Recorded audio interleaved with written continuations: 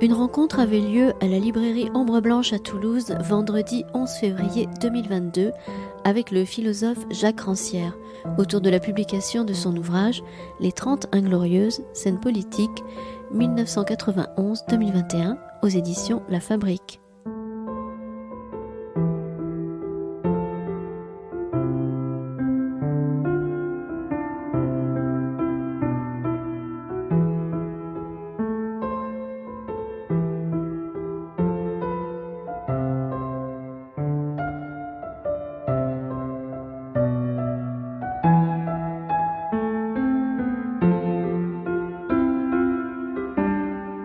Bonsoir à toutes et à tous et merci d'être venus si nombreux. Nous sommes très heureux, Jacques Rancière, de vous accueillir ce soir à la librairie Ombre Blanche autour de votre dernier ouvrage paru à la Fabrique, Les 30 Inglorieuses. Pour vous présenter rapidement, vous êtes professeur émérite au département...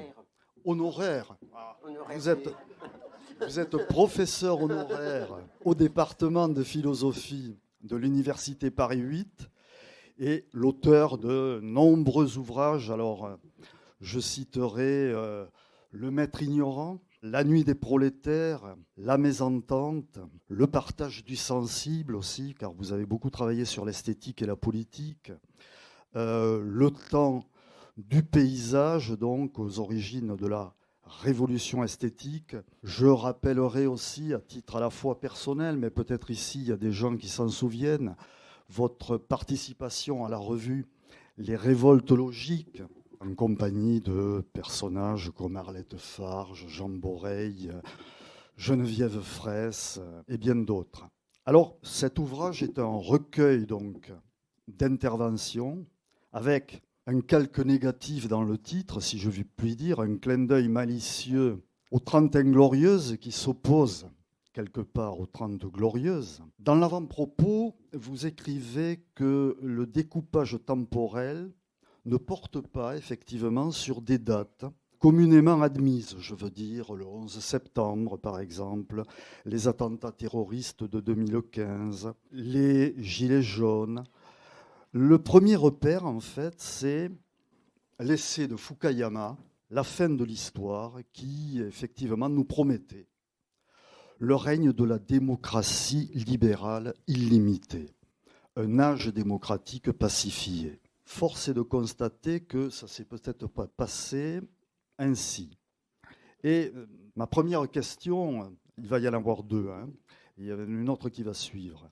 Pourquoi avoir choisi le marqueur Fukuyama, si je puis dire. Et puis, vous développez à travers tout cet ouvrage la notion de consensus, qui est tout, si je puis dire, sauf un outil d'apaisement. Et vous êtes un des rares à critiquer cette illusion. Et vous écrivez ceci: consentir, c'est d'abord sentir ensemble ce qu'on ne peut pas sentir. Et peut-être que ce consensus, c'est une manière de confisquer, au fond, le débat public. À la fois, pourquoi avoir choisi Fukuyama?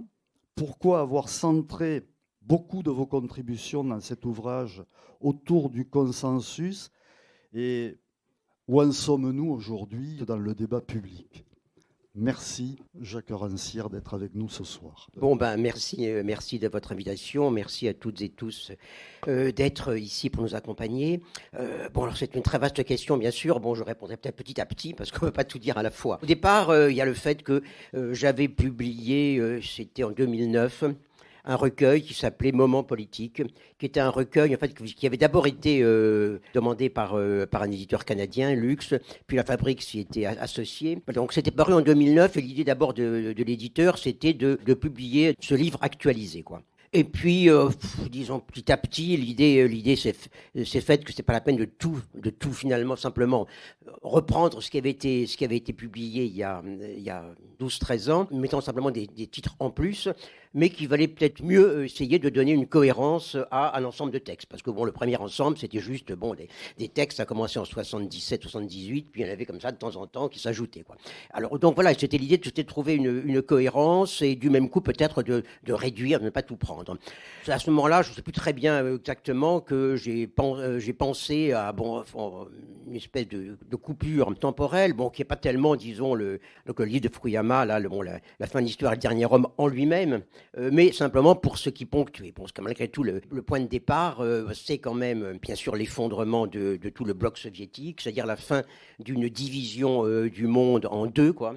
Et par conséquent, une espèce en quelque sorte, de moment où on sortait de la vieille opposition démocratie-totalitarisme qui avait scandé, c'était l'opposition officielle, hein, qui scandait les choses. Et tout d'un coup, d'une certaine façon, il n'y avait plus d'alternative à une forme de gouvernement des pays riches, qu'on appelle démocratie, on pourra revenir sur la légitimité de cette appellation. Donc voilà, c'était le moment où, en quelque sorte, il n'y avait plus de division du monde en deux, il n'y avait plus de système économique alternatif. Et ça, c'est un point important. Donc voilà, à ce moment-là, donc, il y a un idéologue qui annonce fièrement que, puisque, au fond, la grande division était finie, désormais, il n'y avait plus qu'un seul régime, qu'un seul système économique, qu'un seul système politique ou gouvernementale en tout cas, appelée démocratie, et que désormais on entrait dans une autre ère, on entrait dans une ère qui était plus celle justement des divisions, des querelles, des conflits, des luttes de classe, mais un monde où, justement, démocratie ne voudrait plus dire, au fond, lutte, division, lutte de classe, mais voudrait dire, au fond, une sorte de mode de gestion des affaires, quoi, où désormais, on n'allait plus se battre, on allait discuter, transformer les conflits en problèmes, réunir des partenaires, trouver des solutions, et avec toujours, donc, cette idée d'une sorte d'adéquation, désormais, entre un système économique et un système, gouvernemental. Pour moi, en un sens, voilà, il y a cette coupure. Cette coupure, donc c'est pas simplement un livre, mais il y a un moment où il y a une espèce de coupure historique de fait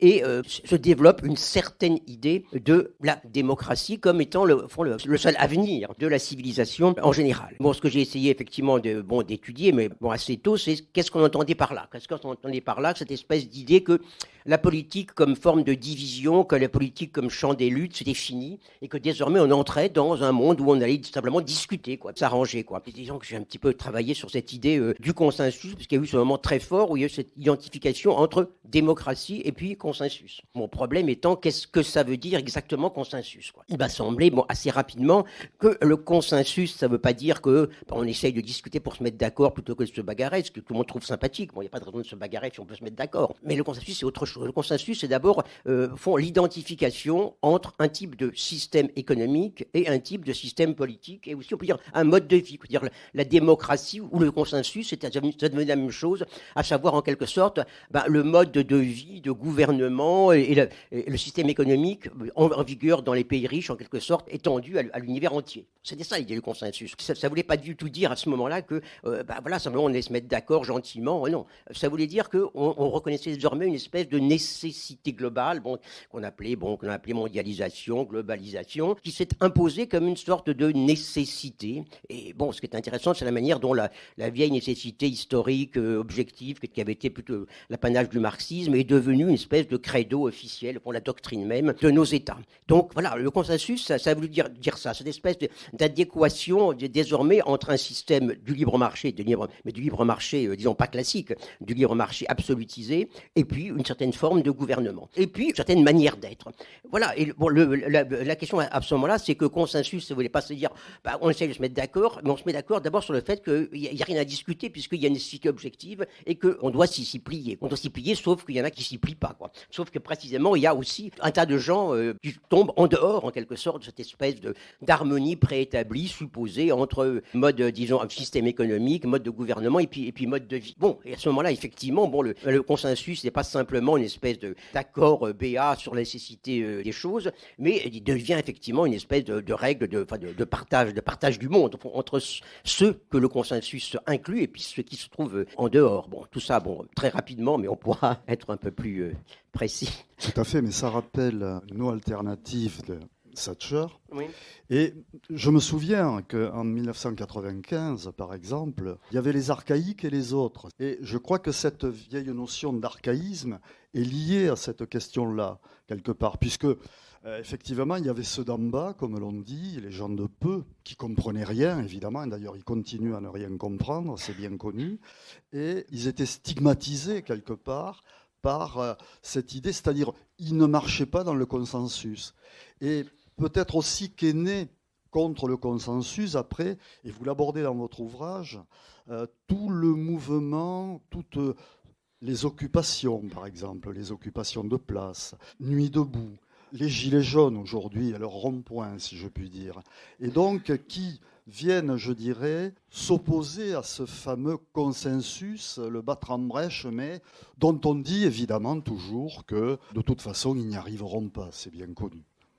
Oui, alors bon, encore une fois, le consensus, bon, ça veut dire aussi bon, une certaine idée, bon, évidemment, de l'évolution historique. Bon, on a tous, enfin, les gens de ma génération bon, ont appris l'histoire à travers le prisme marxiste, à savoir bon, bah, l'idée qu'il y a des forces qui vont de l'avant, qui sont portées par le mouvement historique, et puis qu'il y en a qui freinent, qu'il y en a qui ne comprennent pas, qu'il y en a qui sont retardataires. Bon, donc dans un petit peu la vision marxiste bon, classique, il y avait toujours cette idée que bah, des forces qui tirent en arrière de la petite bourgeoisie, de toutes ces forces plus ou moins rétrogrades, qui essayent de freiner le mouvement de l'histoire, qui ne comprennent pas que le mouvement de l'histoire finalement conduit au socialisme, conduit à la révolution. Alors bon, ce qui est intéressant, c'est le moment où cette opposition a été reprise, simplement reprise de l'autre côté. Effectivement, j'ai un peu marqué ce moment de 1995, qui était important, donc le moment des grandes grèves contre les mesures portées atteinte, première atteinte au régime des pensions. Quoi. Bon, il y a eu ce grand mouvement de grève en 95. Il y avait effectivement bon, le gouvernement qui disait mais on ne peut pas faire autrement. Quoi. C'est-à-dire que bon, objectivement, compte tenu des nécessités économiques globales, compte tenu de ce qu'est le monde aujourd'hui, on est obligé de rogner sur les avantages sociaux. Quoi. Bon, il y a eu cette grève énorme. Et puis il y a eu effectivement, on a vu tout d'un coup une espèce de mouvement assez fort dans une intelligentsia bon, largement venue de la gauche, quoi, qui ont dit mais oui, mais c'est vrai. Bon, il y a une nécessité objective globale, une solidarité globale, et puis il y a des gens qui sont des archaïques, quoi. Ces gens qui font la grève, ce sont des gens accrochés à leurs privilèges. Bon, c'est le moment où avantage social est devenu le synonyme de privilège. On a commencé à parler, pour tout ce qui était donc un peu les acquis des luttes sociales de dizaines d'années, on a commencé à parler de privilèges et d'archaïsme. Donc effectivement, il y avait ceux qui allaient de l'avant, et puis il y avait alors que bon, dans la tradition marxiste, on peut dire la classe ouvrière, disons les travailleurs, syndiqués, etc. C'était justement ceux qui allaient de l'avant. Tout d'un coup, ça devenait ceux qui retardaient le mouvement, retardaient le progrès, s'attachaient à leurs privilèges. Bon, il y a eu ce moment, effectivement, extrêmement important qui n'a fait que se confirmer, ou qui a été un petit peu le point de départ du ralliement de toute une intelligentsia de gauche à cette fameuse nécessité globale, et donc cette espèce de stigmatisation de tous ceux qui luttaient contre cette nécessité globale. Quoi. Ça, c'était le premier temps. Bon, après ça, effectivement, bon, il est resté de ça le fait qu'il n'y avait plus, au fond, cette espèce d'horizon pour les luttes sociales, d'horizon d'une histoire qui a vécu pendant très très longtemps. Il y avait cette idée que le mouvement social, le mouvement révolutionnaire, était un mouvement qui était porté par le sens de l'histoire. Et puis, bon, à un moment donné, le sens de l'histoire était confisqué par l'ennemi. Quoi. Il était confisqué par l'ennemi, ça veut dire qu'il y a eu un moment où, au fond, la tentative d'opposer un autre monde à ce monde officiel, forcément, a dû se constituer, d'une certaine façon, orpheline de cette histoire qui était censée porter le mouvement. Effectivement, c'est ce qui a caractérisé tous ces mouvements, les mouvements des occupations, les mouvements des indignés, les mouvements des places, puis les gilets jaunes. À savoir, d'une certaine façon, on essaye de refaire de la communauté, parce qu'il y avait un moment où on peut dire que la communauté, elle existait presque portée par la réalité. Puis tout d'un coup, effectivement, en plus avec les destructions des usines, les destructions de toutes les formes de solidarité sociale, il y a un moment où tout d'un coup, on n'a plus affaire à des puissances globales, le capital financier, l'État, et puis des individus plus ou moins séparés. Du même coup, on peut dire que tous les grands mouvements démocratiques récents ont été comme des mouvements pour refaire de la communauté, à partir du moment où il n'y a plus de communauté en quelque sorte instituée avec une espèce de mission historique ou de vocation historique à la lutte. Pour prolonger un peu ce que vous venez de dire, et vous avez un peu abordé cette question où une partie voire une grosse partie de l'intelligentsia de gauche, comme l'on dit, a, je dirais, épousé en quelque sorte la cause de ce réalisme qu'il fallait rejoindre. Et vous parlez, dans votre ouvrage, de justement cette passion de l'intelligentsia autour de deux questions. D'une part, celle de la violence raciste aujourd'hui et celle de la question républicaine. Est-ce que vous pourriez développer ces aspects ? On peut toujours essayer.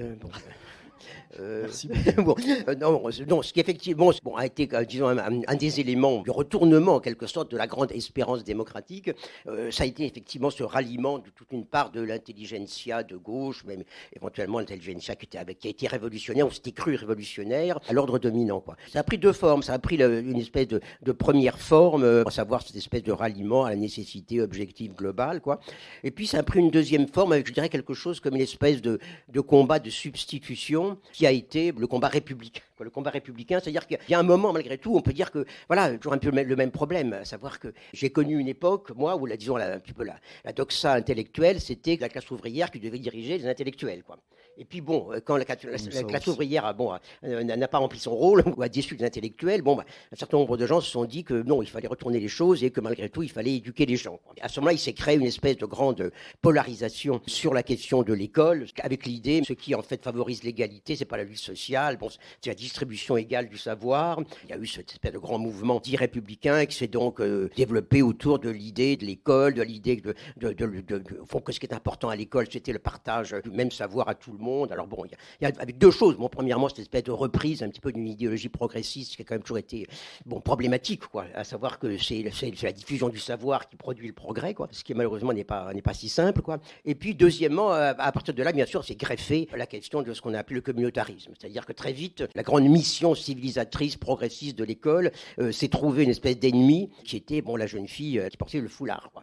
Et à ce moment-là, il y a eu cette espèce de raidissement extrême qui a produit quoi? Qui a produit finalement une espèce d'extraordinaire argument, on peut dire apporté aux idées racistes et xénophobes, à partir d'une lutte supposée républicaine contre le communautarisme. Donc c'est ce moment, en quelque sorte, où il y a un idéal déclaré universaliste, qui est devenu en réalité un idéal parfaitement particulariste, particulariste et intolérant. C'est-à-dire que une notion comme la laïcité, qui était plus ou moins une notion de neutralité de l'État, est devenue une espèce de vertu. Il fallait être laïque. C'était plus l'État d'être laïque, c'était aux gens, et particulièrement aux jeunes filles de religion musulmane, d'être laïques. À elles, à leur mère, il y a, de manière générale, toutes les femmes de cette communauté-là, quoi. Donc on sait que ça continue, quoi. On sait que ça continue, et l'intéressant, c'est même l'évolution du mot républicain, quoi. Dans les années 80, il y a eu cette espèce de remise un petit peu à l'honneur du mot républicain, précisément, on peut dire, au moment où le socialisme, le communisme, toutes ces choses-là apparaissaient un peu mal en point. Tout d'un coup, le républicanisme est devenu l'espèce de grand horizon, l'espèce de grande base, en quelque sorte, du progrès social. Et ce qui est intéressant, c'est la manière, quand même, dont ça a évolué, quoi. C'est quand même tout à fait intéressant de voir, par exemple, qu'à un moment donné, le parti de droite a changé de nom, il s'est appelé les Républicains. Actuellement, on voit toute une série de groupuscules d'extrême droite où il y a républicains dans leur titre, quoi. C'est-à-dire, il y a eu cette espèce vraiment de renversement. Je crois qu'on en est là aujourd'hui, à savoir, il y a eu pendant très très longtemps ce qu'on pourrait appeler une espèce de racisme quand même un peu, disons, un peu sale, quoi, un peu sale. C'est-à-dire, les gens qui disent que les Noirs, ils sont paresseux, que les immigrés nous prennent notre travail et tout ça, c'est plus très très bien vu, quoi. Mais quand on dit qu'ils sont communautaires et pas républicains et pas laïcs, alors là, ça, c'est autre chose. Vous montrez aussi, dans ce cadre-là, que ça n'est pas que le peuple qui est raciste, si je puis dire. C'est aussi ceux d'en haut, comme vous dites. Et ça, c'est important, je crois, de le noter dans le discours ambiant. Oui, d'abord, il y a quelque chose sur la notion même de peuple, comme j'ai toujours été réticent à cette espèce de façon de considérer que le peuple, ça désigne une réalité comme ça donnée, évidente, quoi. Et j'ai toujours essayé de dire, non, un peuple, c'est pas une espèce de substance comme ça collective, c'est même pas un rassemblement. Un peuple, c'est quelque chose comme le résultat d'un certain nombre de pratiques, d'institutions, de discours. Il y a des formes de peuple. Je dirais, effectivement, le communisme avait une certaine forme de peuple. Zemmour a son peuple. Le Pen a son peuple. Le système électoral crée un certain type de peuple. Donc, au fond, un peuple est toujours le résultat d'un certain nombre d'institutions et de pratiques. Ça, c'est une première chose. Mais ça dit qu'il y a cette espèce, effectivement, de confort un peu du discours officiel, qui d'ailleurs, s'est exprimé dans la fameuse notion de populisme, quoi.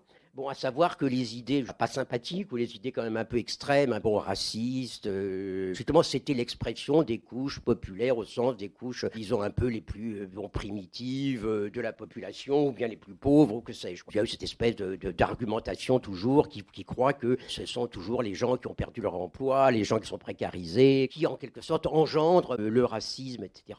Or, ce qui est quand même très très frappant, effectivement, c'est cette espèce de constitution de ce que j'ai appelé un racisme d'en haut, sous prétexte effectivement d'enlever au racisme sale ses arguments, toute une série, non pas seulement de mesures, mais finalement toute une espèce de discours, toute une vision du monde, toute une série de représentations qui en fait n'ont fait que conforter en réalité les idées racistes, mais effectivement en leur donnant quelque chose comme une espèce de dignité politique et intellectuelle. À ce propos, je ne saurais trop conseiller pour ceux qui achèteront cet ouvrage, évidemment, à la fin de la rencontre, le texte de Jacques Rancière sur 7 règles pour aider à la diffusion des idées racistes en France, qui est un beau morceau à la fois profond et ironique, je dirais, Jacques Rancière. Effectivement, c'est un texte que j'ai dû écrire donc en 96, disons fondé sur la simple constatation que toutes les prétendues formes de dénonciation de l'extrême droite, alors là c'était vraiment très très localisé, c'était vraiment le Front National,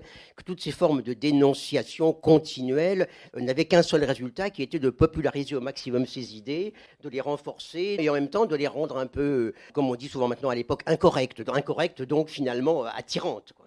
Donc voilà, donc j'ai écrit ce texte qui s'appelait ironiquement cette règle. J'ai essayé de synthétiser un peu toutes les manières dont l'opinion bien pensante prétendait s'opposer au racisme de l'extrême droite, en essayant de montrer à chaque fois que c'était exactement ce qu'il fallait faire si on voulait la développer, quoi. Donc j'ai appelé ça cette règle en disant, mais de toute façon c'est déjà appliqué, mais on peut toujours faire mieux avec de la méthode, quoi. Or, malheureusement, je constate qu'effectivement, on n'a pas cessé de faire mieux depuis, quoi. C'est-à-dire que, ce qui est en même temps à la fois amusant et en même temps un peu désespérant dans ce texte, c'est qu'on peut dire qu'on pourrait les reproduire tels qu'aujourd'hui sans changer une seule ligne, quoi. Bon, et en même temps, on voit bien que, disons, la machine continue, quoi.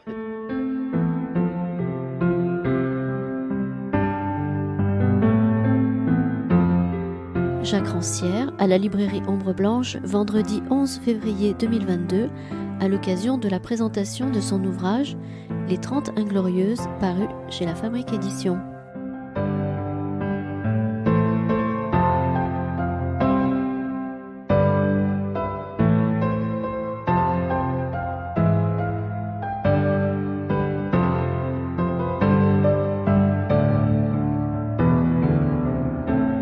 Autre question que vous abordez, la question de la démocratie et de la pratique électorale. Question qui a été abordée en quelque sorte à travers aussi la question du pouvoir d'une part et de la démocratie et de ce qui fait peuple, vous venez de l'évoquer, a été abordée notamment lors de la période des occupations.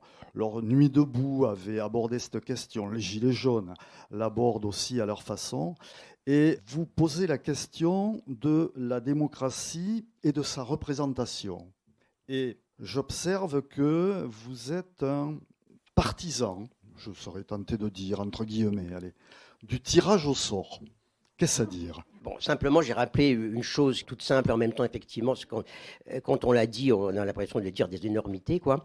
C'est une chose tout simple que le système dans lequel nous vivons, qu'on appelle démocratie, n'est pas la démocratie, c'est tout. C'est-à-dire, il peut être très bien ce système, on peut le trouver très bien, mais c'est pas la démocratie. C'est-à-dire que l'idée même de représentation est, complètement antinomique à l'idée de démocratie. Et les gens qui ont inventé le système représentatif l'ont inventé, on peut dire, pour contrer la démocratie, par peur de la démocratie ou pour civiliser la démocratie. Donc voilà, ce qui est clair, c'est que, disons, il y a déjà un abus dans le fait d'appeler démocratie le système représentatif, qui est un système parfaitement oligarchique et qui est encore plus finalement qu'à l'époque où il a été inventé. Donc ce qu'on a actuellement, c'est proprement quelque chose comme un système représentatif dégénéré, quoi. Et c'est ça qu'on appelle démocratie. Pour moi, c'est un point important à fixer, quoi. Et j'ai rappelé effectivement que dans la démocratie, il n'y a pas de représentation, il y a simplement une délégation. Une délégation, c'est-à-dire qu'il y a des gens qui sont chargés d'exécuter les volontés du peuple, quoi. Et j'ai rappelé effectivement que c'était, dans la démocratie antique, ils étaient désignés non pas par élection, mais par tirage au sort. Quand j'ai commencé à parler de ça, c'était vraiment un truc invraisemblable. Maintenant, il y a pas mal de gens qui l'ont repris, il y en a même qui en mettent dans leurs programmes électoraux, ce qui est très bien, tout en étant un peu paradoxal, quoi. Mais enfin, effectivement, c'est-à-dire pour moi, la démocratie, c'est le pouvoir des égaux en tant qu'égaux.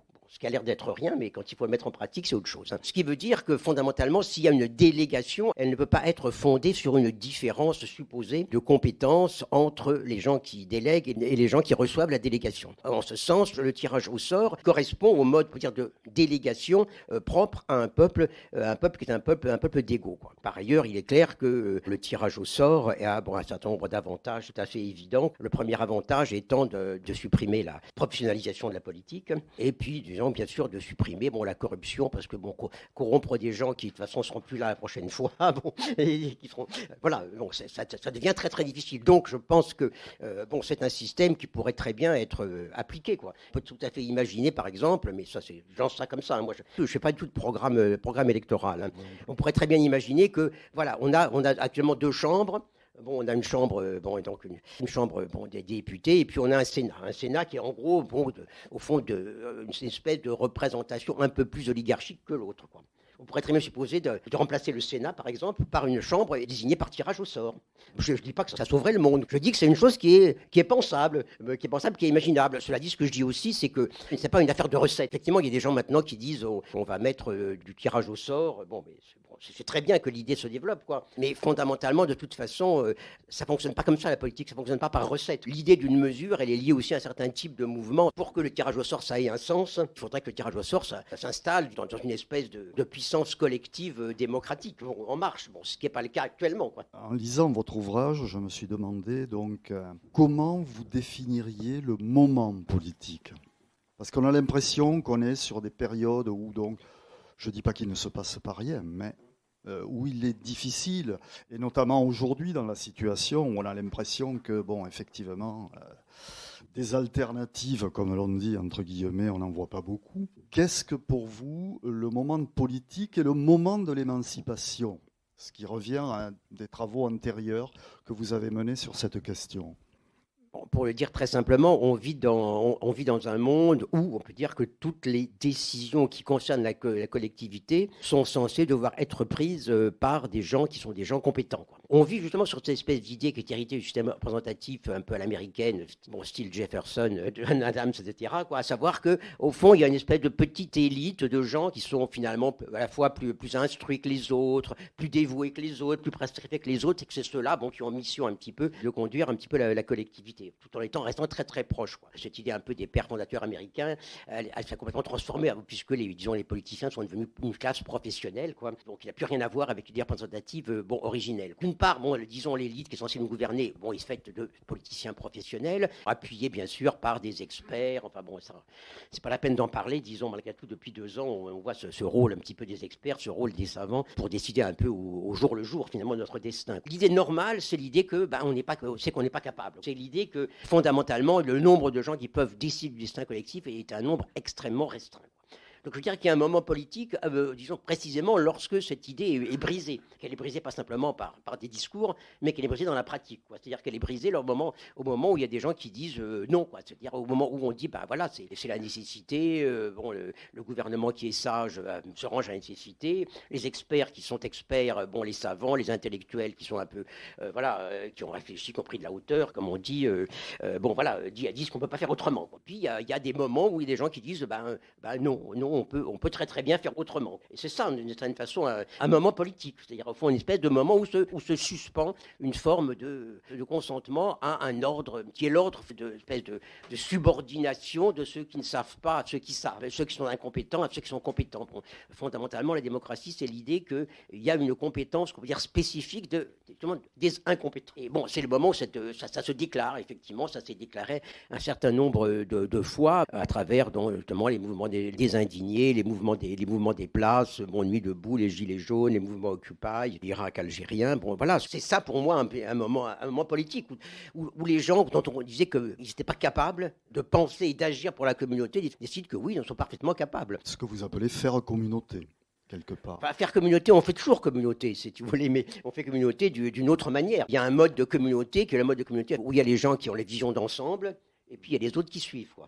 Puis il y a un mode de communauté où on décide que tout le monde a la capacité de penser et d'agir pour tous. Parce que vous dites bien dans cet ouvrage que, effectivement, la majorité des politiques ont ce que vous appelez la passion de l'inégalité. Bon, je pense qu'il faut peut-être réintroduire en quelque sorte dans la vision de la politique cette notion de passion, précisément parce que justement on est dans une espèce de monde qui est supposé être complètement rationalisé, où toutes les décisions se présentent justement comme étant le produit d'une pure nécessité ou disons les conséquences inévitables d'un enchaînement de causes, quoi. Bon, je crois à un moment donné il faut dire non, il y a véritablement une passion, une inégalité. Bon, l'égalité et l'égalité ne sont pas simplement des états de fait, quoi. Ce sont proprement des passions, et des passions qui suivent leur logique. Bon, c'est ce que j'essayais de dire déjà un petit peu en 95, lorsqu'il y a eu un petit peu ce grand retournement, quoi. C'est-à-dire que bon, il n'y a pas simplement le fait qu'il faut faire des économies, sur la santé, sur les transports, sur tout ça. Il y a un moment où il y a les gens d'en haut ne supportent plus l'idée que n'importe qui puisse se faire soigner gratuitement, que n'importe qui puisse, disons, utiliser les transports en payant rien ou presque pas. C'est-à-dire le moment, par exemple, où les riches ne veulent plus payer. Payer les impôts pour les riches est devenu insupportable. L'idée que quand on est riche, on doit donner de l'argent. Bon, on sait qu'à une époque comme ça, il y avait les grands exemples américains. Bon, l'idée que si Dieu vous a permis de devenir riche, bon, il faut quand même y faire un peu pour ceux qui ne le sont pas, quoi. Or, on a vu vraiment ce moment où cette idée, en tout cas, a complètement disparu. Ça ne veut pas dire que les riches ne font pas effectivement des fondations, du genre, disons, fondations artistiques, etc., bon, qui servent aussi à leur propre gloire, quoi. Mais il y a un moment où, disons, l'idée qu'il fallait qu'ils payent des impôts, qui allait servir justement à ce que les types qui n'ont pas été capables de se débrouiller mieux que ça puissent être soignés gratuitement, puissent, disons, se déplacer sans payer trop d'argent, c'est devenu intolérable. Et bon, je l'ai vu aussi quand même, pour moi, un peu dans le milieu qui est dit intellectuel. C'est-à-dire qu'il y a un moment où les gens ont dit, il y en a marre de tout ça, quoi. Il y en a marre toujours, lire les pauvres, les malheureux, ça suffit, ça suffit, quoi. C'est de leur faute, ils sont comme ça. De toute façon, ils comprennent rien, donc c'est bien connu. Oui. Donc, salaud de pauvre, comme on avait dit dans un certain film. Est-ce que vous diriez aujourd'hui qu'on est dans une période de recul de l'émancipation ou du combat émancipateur ? On est dans une période, en tout cas, certainement basse, disons, pour les idées et les pratiques de l'émancipation. Parce qu'effectivement, on est quand même dans un monde où on peut dire que pour l'instant, c'est quand même, disons, les ennemis de l'émancipation qui tiennent le haut du pavé, qui nous gouvernent aussi bien sur le plan du système financier que sur le plan du système étatique, interétatique et supra-étatique, que les désirs d'émancipation, que les pratiques émancipatrices n'existent pas. Non, on voit effectivement malgré tout un peu l'exemple. On peut penser par exemple quand même à ce qui s'est passé au Chili, il y a 2 ans, quoi. Et la façon dont justement un mouvement qui au départ est parti sur quelque chose comme une question de prix des transports, quoi. C'est un peu la même chose que la taxe sur les carburants pour les gilets jaunes, quoi. Alors bon, dans une espèce de logique habituelle, le prix des transports, c'est un truc vraiment réformiste, misérable, petit bourgeois, arriéré, etc.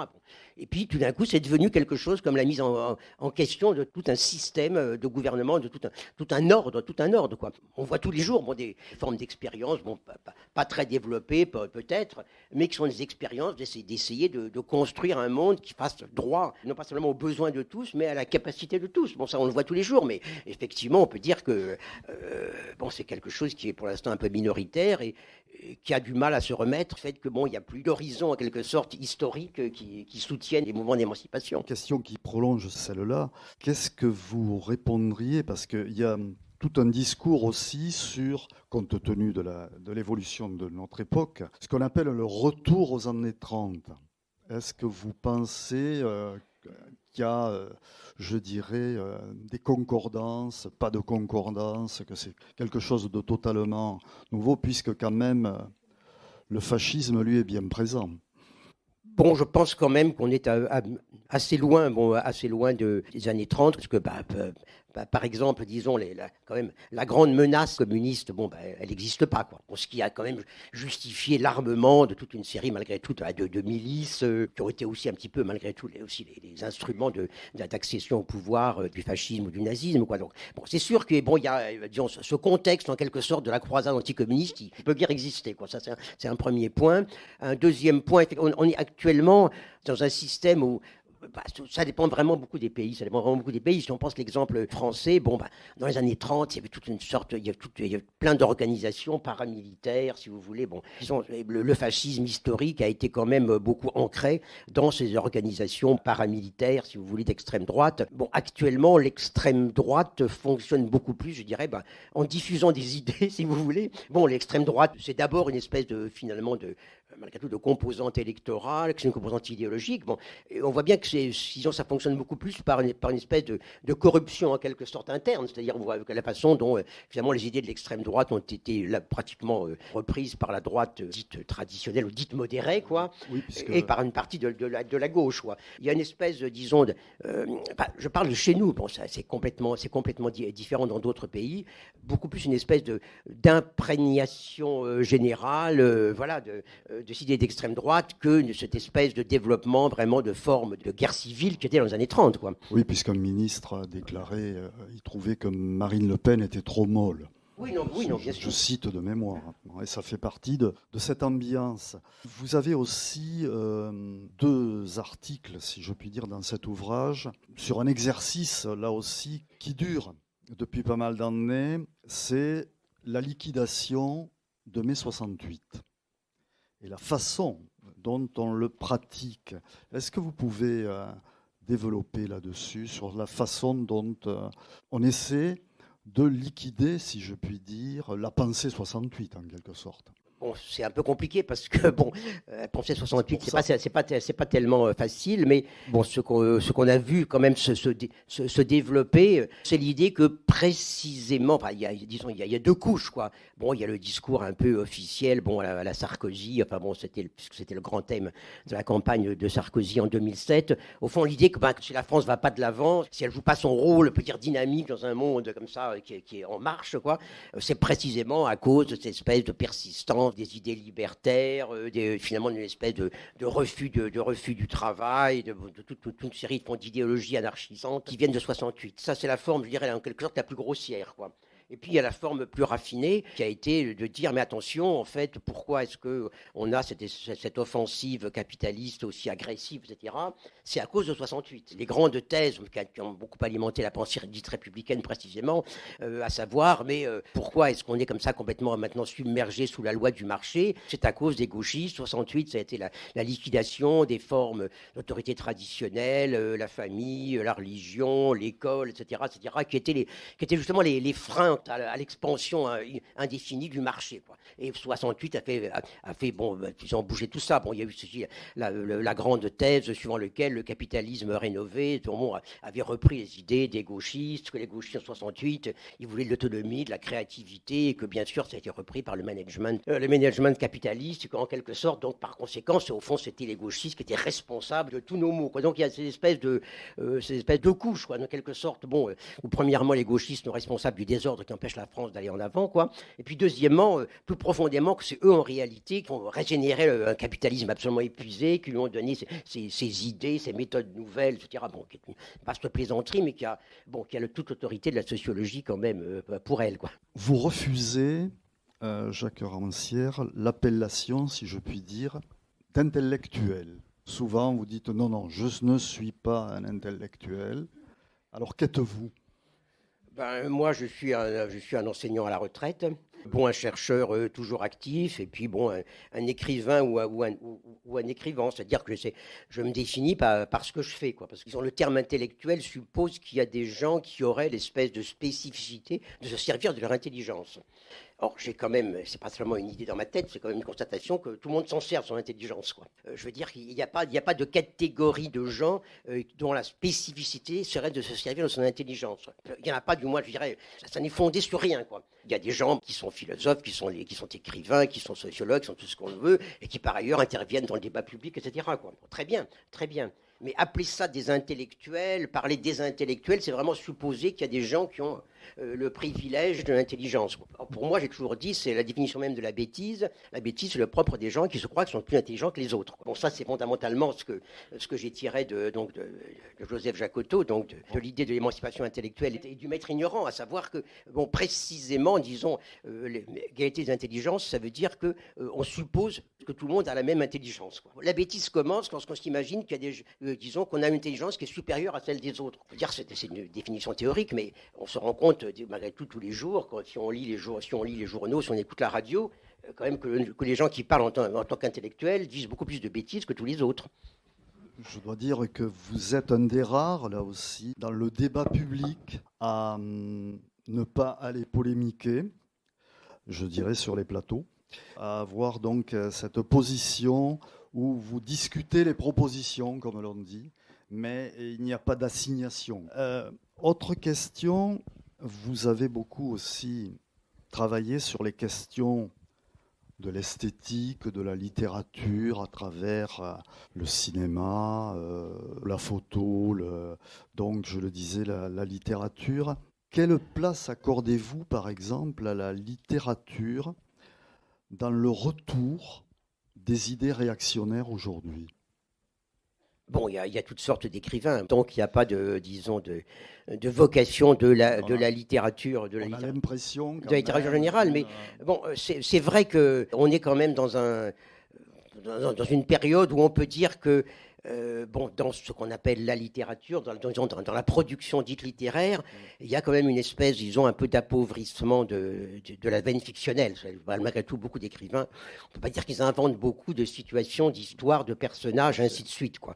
Mais bon, en revanche, effectivement, beaucoup racontent un peu leurs idées, leurs impressions, leurs sentiments, et quand on commence à raconter ses sentiments, en général, ça tourne toujours mal, quoi, parce que les sentiments qu'on ressasse, ça finit toujours par être précisément du ressentiment et du ressassement, quoi. Et par conséquent, de l'aigreur, quoi.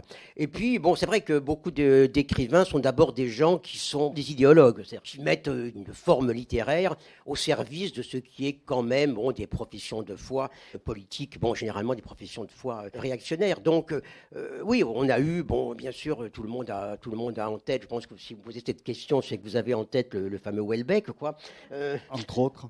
Oui, on voit bien, c'est justement ce qui est intéressant dans un cas comme le cas Houellebecq, c'est qu'il y a cette espèce de double jeu où la dignité de la littérature permet de donner place à des idées qui par exemple sont des idées réactionnaires complètement plates finalement, et effectivement, si elles étaient émises par un militant FN de base, qu'on mépriserait complètement, mais qui acquièrent leur dignité parce que justement, c'est une œuvre littéraire, quoi. Et en même temps, on pourrait dire, ça c'est mon jugement personnel, qu'en même temps, effectivement, le plaisir qu'on peut avoir justement, au fond, encore une fois, il faut donner son rôle un peu à la passion, quoi. Il y a une espèce de passion, de grande réjouissance dans une partie du monde bien, quoi. On voit bien avec Zemmour aujourd'hui, quoi. C'est-à-dire que ce qu'on considère toujours comme une espèce de passion populaire de petites gens est quand même de plus en plus une passion de gens qui sont bien en place, de gens des beaux quartiers, de gens qui ont un certain statut public, un certain statut intellectuel, qui éprouve une certaine joie finalement à lire tout ça. En même temps, c'est de la littérature, donc vraiment on le prend pas au sérieux puisque c'est de la littérature, quoi. Et en même temps, disons le fait de voir exprimer finalement ces idées qui sont dites incorrectes, alors qu'elles sont partagées malgré tout par la majorité un peu de ceux qui nous gouvernent, quoi. Donc elles sont en fait parfaitement correctes, quoi, en un sens, quoi. En même temps, ça permet d'excuser la relative faiblesse des écrivains qui les expriment, quoi. Peut-être nous allons, si vous en êtes d'accord, passer la parole à l'auditoire. Alors, on ne fera pas, pour les raisons sanitaires en cours ou encore en cours, passer le micro. Donc, vous êtes très nombreux, c'est très bien. Si des gens ont des questions, exprimez-vous, on va dire fort, à haute et intelligible voix et de façon courte et précise, de façon à ce que le maximum de personnes puissent intervenir ou poser des questions à Jacques Rancière.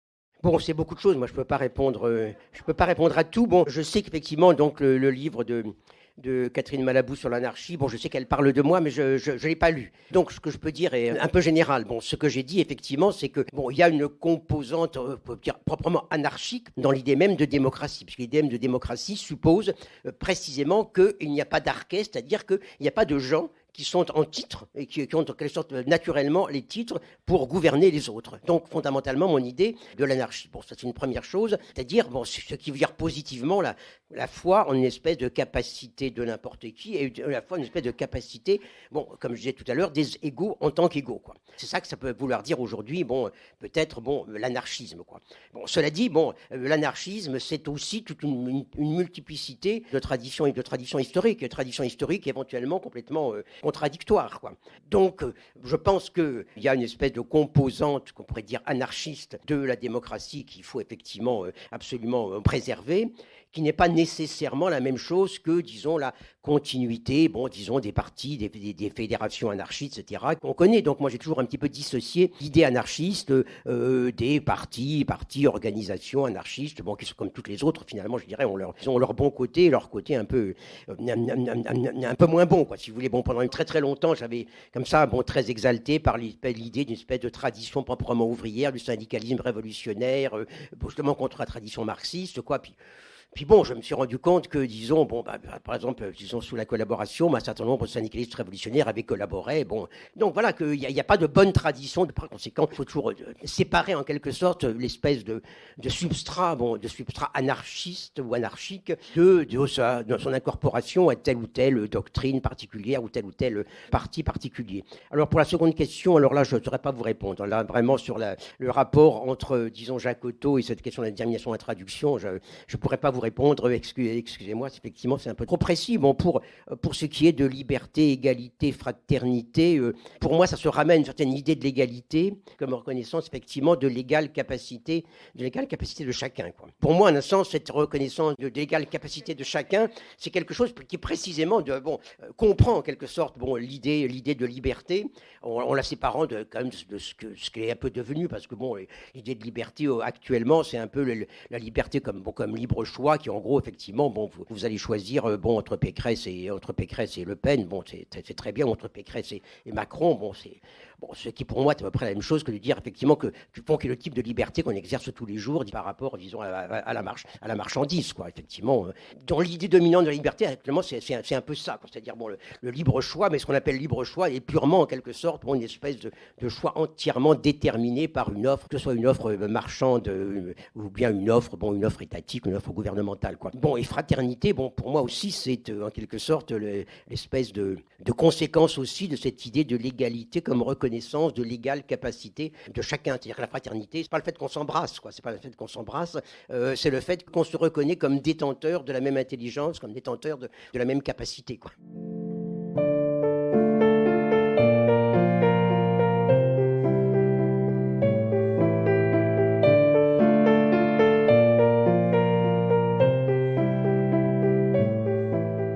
C'est la pratique qui devrait donner la réponse et pas moi, quoi. Mais fondamentalement, je dirais que qu'est-ce qui est au cœur du républicanisme, de l'idéologie républicaine, c'est précisément l'idée que bon, l'universel, en quelque sorte, ça y est, il est fixé, il a ses textes, il a ses codes, il a ses principes, il a ses normes, etc., quoi.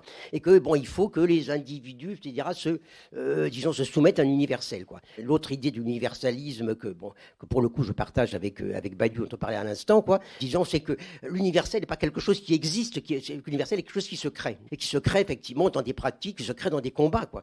En l'occurrence, bon, donc on avait la question du voile. Bon, bien sûr, il y avait.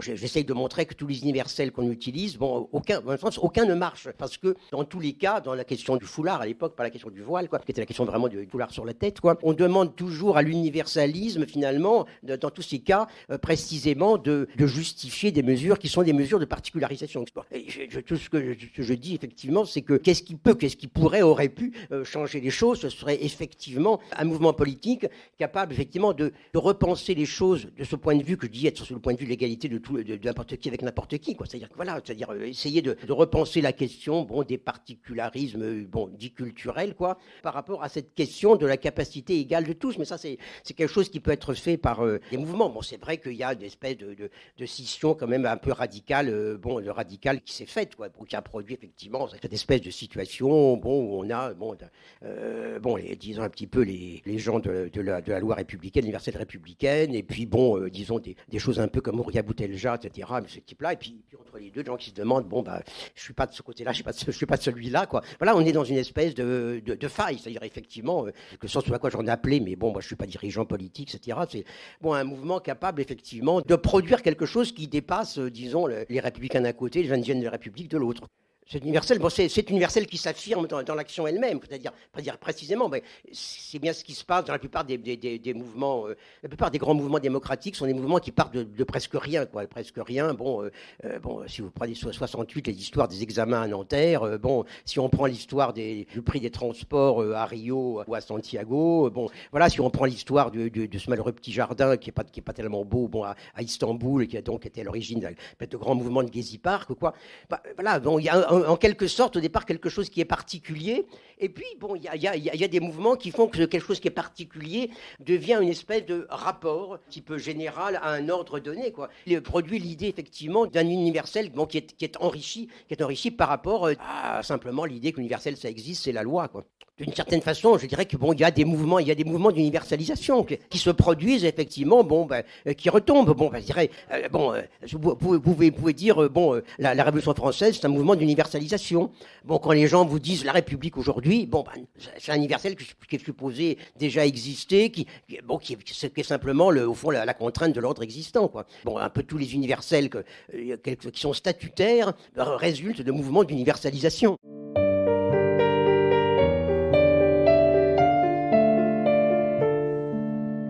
Disons, la politique telle qu'elle a toujours été pratiquée, bon, est malgré tout une affaire qui concerne la question de l'égalité ou de l'inégalité entre les humains, quoi. Alors, comment introduire effectivement les non-humains dans l'affaire? C'est un petit peu actuellement, le grand truc dont on voit bien qu'actuellement, l'écologie ne sort pas, parce que il suffit pas que les scientifiques disent quelque chose. Bon, il suffit pas que les scientifiques nous disent, voilà, il y a une espèce de contrainte absolue. La question, c'est comment on transforme ça en politique. Bon, alors, il y a cette espèce de grande difficulté que, lorsqu'on vous dit il faut faire de la politique avec les non-humains, il faut faire de la politique avec les éléments, faire de la politique avec les océans, faire de la politique avec les animaux, etc. Oui, qu'est-ce que ça veut dire exactement? Ça veut dire exactement dans la mesure où ça ne peut pas être effectivement ce qu'on entend nous comme politique, à savoir finalement une espèce de reconnaissance de la capacité égale. Et de l'autre côté, est-ce que ça va être simplement une espèce de relève technocratique de la politique, ce qui est quand même la pensée de beaucoup de penseurs écologiques. C'est quand même l'idée aussi, toujours c'est un peu cette idée qui est aussi l'idée consensuelle, à savoir, les bagarres c'est fini maintenant, les conflits c'est fini, il y a une nécessité, il y a une urgence, et maintenant c'est fini, quoi. Mais quand on dit que c'est fini, ça veut dire quoi? Qu'on renvoie à un pouvoir qui est capable de mettre en application, disons, les données, les indications, les prévisions de la science. Et bon, donc il y a toujours un peu de despotisme éclairé, souvent dans un certain type de discours écologique, un certain type, parce que justement, on voit bien que il y a une espèce d'écart radical entre des espèces de pensées du remplacement de la politique par autre chose, quoi, qui est au fond une espèce de reprise d'un thème qui était déjà celui Saint-Simonien au XIXe siècle. On va savoir, maintenant, quand on parle du Parlement des choses, par exemple, quoi, qu'il faut un Parlement des choses, quoi. Bon, ça me rappelle effectivement la grande idée du Saint-Simonisme, qu'il fallait passer du gouvernement des hommes à l'administration des choses. Ça marche pas non plus comme ça, quoi. Malgré tout, disons, l'avenir de la planète actuellement, il est pris en charge. Là où il est pris en charge, de deux manières, quoi. Au niveau des grandes décisions, donc négociations, entre États où chacun essaye d'en faire le moins possible pour son compte, et puis des actions qui sont des actions effectivement précises, locales, un peu partout à travers le monde. Il y a des communautés qui essayent de défendre leur environnement, leur milieu de vie. Et j'avoue que pour l'instant, c'est difficile de voir le dépassement de cette espèce de scission. À quelles conditions on peut habiter ensemble? Oui, le problème, c'est que, malgré tout, le nombre de gens qui vont y donner une réponse est extrêmement limité. C'est-à-dire que, disons, les arbres ne vont pas y répondre, le climat ne va pas répondre, les océans ne vont pas répondre, les rivières ne vont pas répondre, les icebergs ne vont pas répondre. Je dirais que, de toute façon, ce sera toujours des humains, qu'on le veuille ou non, qui vont répondre. Alors, comment est-ce qu'ils vont répondre, quoi? Finalement, on revient toujours sur le même problème. Est-ce qu'ils vont répondre au nom d'une espèce d'égale capacité de tout le monde? C'est-à-dire, est-ce qu'ils vont répondre au nom de l'égale capacité des Indiens d'Amazonie à savoir ce qu'il en est de la déforestation et du réchauffement climatique? Et puis, voilà. Ou bien, est-ce que, bon, effectivement, ça va être, disons, renvoyé à, bon, encore une fois, une espèce de décision globale prise par des pouvoirs étatiques, super étatiques, qui auront consulté les savants. Donc, on retombe toujours d'une certaine façon dans la même antinomie, quoi.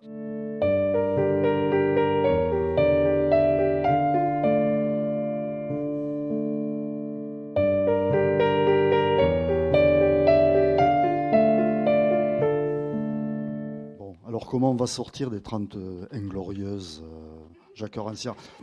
Oh ben les gens qui sont là, ils peuvent déjà commencer un grand mouvement démocratique de masse et bon, ça va aller très bien, quoi. Bon, bien, nous en terminerons là. Merci Jacques Rancière d'avoir été avec nous.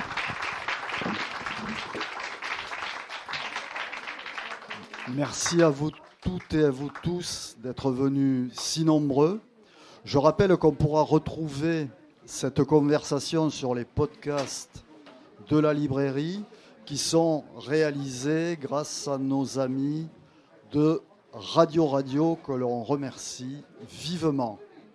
Merci beaucoup, bonne soirée à vous et d'ici nos prochaines rencontres, portez-vous bien.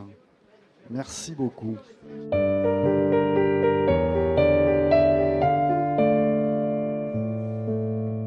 Jacques Rancière était à la librairie Ombre Blanche à Toulouse vendredi 11 février 2022. Il y présentait Les 30 Inglorieuses, scènes politiques 1991-2021 aux éditions La Fabrique. Jacques Rancière est aussi l'auteur de nombreux ouvrages, parmi lesquels Le temps du paysage aux origines de la révolution esthétique en 2020 aux éditions La Fabrique et chez ce même éditeur, Les temps modernes, art, temps politique en 2018, Les écarts du cinéma en 2011 ou encore En quel temps vivons-nous? Conversation avec Éric Hazan en 2017. Réalisation et mise en onde de la rencontre Radio.